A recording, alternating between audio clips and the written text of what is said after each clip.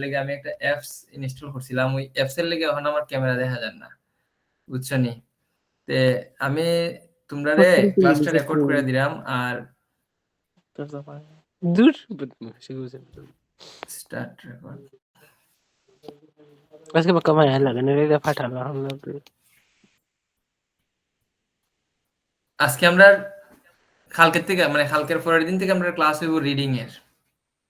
আজকে স্পিকিং এর আমরা জাস্ট আগের যে ক্লাসটা আছিল লাস্ট ক্লাসটারে আমরা চেষ্টা করবো খালি জাস্ট ইয়ে করার লাগিয়া, মানে গত যে ক্লাসটা আছিল আমরা গত ক্লাসটারে জাস্ট আমরা যাতে সবার কাছে যাতে মানে পুরো সামারিটা যাতে সবার কাছে আই হয় ওই চিন্তা করে আমরা আজকে ক্লাসটারে আবার রিপিট করতেছি।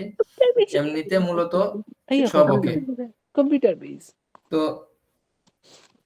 এখন যদি তোমরা সবের কোনো প্রবলেম না থাকে আমরা এখন ক্লাস শুরু করি। আর গবেষণার কথা কই শোনো, এত তাড়াতাড়ি তোমার ইয়ে হইতো না, এত তাড়াতাড়ি তোমরা যে একটা চিন্তা আছে না যে ভাই আমরা কিতা এই কম্পিউটার বেস কিতা আইবনি না আইতো না, এই ধরনের কোনো কিছু অত সহজে হইতো না। সুতরাং অত বেশি টেনশন করার মতো কোনো কিছু নাই, বেশি এত টেনশন করার মতো কোনো কিছু নাই যে তোমার এই ভাই আমার পরীক্ষা তো ইয়ে আইব কম্পিউটার আইব আমি লিখতাম পারমুনি না লিখতাম পারতাম না, এই ধরনের কোনো চিন্তা নাই। এমন হইতে পারে এই বছর নাও হইতে পারে, 2026 সালে হইতে পারে, ঠিক আছে? তো জয়েন ওখানে করতেছে, জয়েন করা শেষ হইলে ভাই বালা 26 হইলে বালা। ওকে, আর কথা কইবার কিছু নাই। এখন আজকে আমরা পুরো ক্লাসটার সামারি করতাম। গত ক্লাসে আমরা যা যা পড়ছিলাম সব জিনিসের আজকে সামারি করতাম আমরা আজকে। সব রেডি তো? মাইক্রোফোন বন্ধ রাখুন। কালকের পরের দিন থেকে রিডিং এর ক্লাস শুরু হইব। তো প্রথমত আমরা কইছিলাম লাস্ট ক্লাসে যে আমরা ফার্স্ট একটা ইমপ্রেশন ক্রিয়েট করন লাগবে পার্ট 1 এর মধ্যে। পার্ট 1 ও আসলে ইমপ্রেশন ক্রিয়েট কিভাবে করে? পার্ট 1 ও মূলত কি কি কোয়েশ্চন করে আমরা একদম বেসিক কিছু কোয়েশ্চন করব, যে কোয়েশ্চন গুলার আনসার গুলো আমরা একটু সাবলীল ভাবে সবার কাছে দিতাম হইব।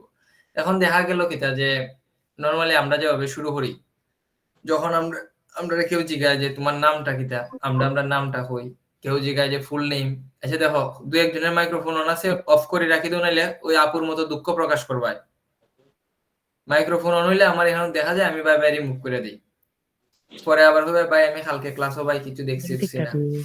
পার্ট 1 ও মূলত যে জিনিসগুলো আইবো একদম বেসিক কিছু কোয়েশ্চন আইবো যে তোমার নাম কিটা, হ্যাঁ নামটা করতে, এরপরে জিজ্ঞাসা হয় do you study or work, তুমি কাজ করো নাকি পড়াশোনা করো, এরপরে তোমার বন্ধু বান্ধব আছে কিনা, তোমার হোম টাউন, একদম ব্যক্তিগত কিছু বিষয়গুলো নিয়ে কোয়েশ্চন করব, পার্সোনাল কোয়েশ্চন করব।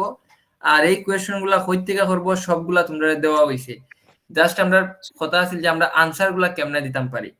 লাইক আমি যদি আনসারটা এইভাবে দেই, সবগুলো আনসারের একটা রেকর্ড ভার্সন থাকা দরকার আছে যাতে তোমরা যে কোনো সময় প্রবলেমও পড়লে ওই আনসারগুলো দেখতে রিকল করতে পারো।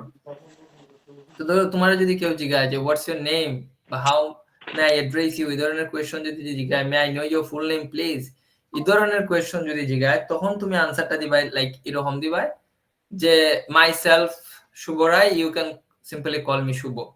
ওকে, myself Shubho Roy, you can simply call me Shubho. তুমি তোমার নাম ইজাত দিয়া হইলাই মাই সেলফ অমুক, you can simply call me অমুক। এর পাশাপাশি হইছে আরেকটা বিষয়, তুমি চাইলেও ওই প্রশ্নটারে ঘুরে অন্যভাবে হইতে পারো, বাট ভুল হইরো মাই নেমস, হ্যাঁ মাই নেম এগুলা কইবার দরকার নাই। কারণ মাই নেম ইজ মাই নেমস এই কথাগুলা 95% মানুষ এই সেম ডায়লগ পরীক্ষার হলো গিয়া দেয়, যার ফলে তুমি আর 5 জনের মতো একদম কমন হয়ে যাও। একবার যদি তুমি চিন্তা করে দেখো সেলিব্রিটি এর কথা একবার চিন্তা করো সাইন, তোমরা সবাই মুনজারিন রে চিনো, তোমরা সবাই মাইসুন রে চিনো, তারপরে সালমান মুক্তাদির আছে, আরো অনেকেই আছে।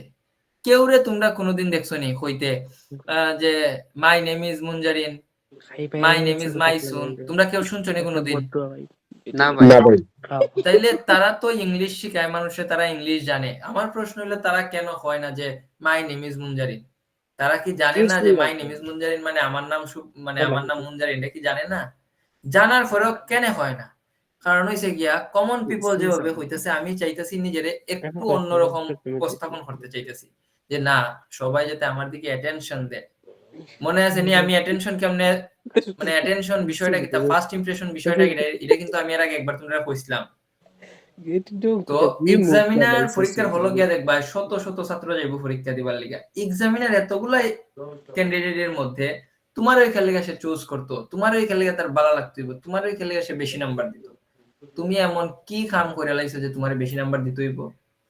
তুমি এই জায়গা নিজের উপস্থাপনটা এমন ভাবে করতে হইবা যে তোমার কাছে বাকি যারা আইছিল তারার তুলনায় আমি যথেষ্ট বালা, তো তারার তুমি যদি 5 দিয়া থাকো আমার 5.5 দাও, তারার যদি 6 দিয়া থাকো আমার 6.5 দাও, কারণ আমি তারার চাইতে বালা। এটা প্রুভ করার ওয়েটা কিতা? তুমি তার সাথে কথা কইবা, তোমার কমিউনিকেশন স্কিলটা তারা দেখাইবা, এই কমিউনিকেশন স্কিল দেখাইয়া দেন তুমি তার কাছে তোমার প্রুভ করতে হয় নিজেরে, ওয়ান কাইন্ড অফ নিজেরে যে সেলফ হারাত গেছো।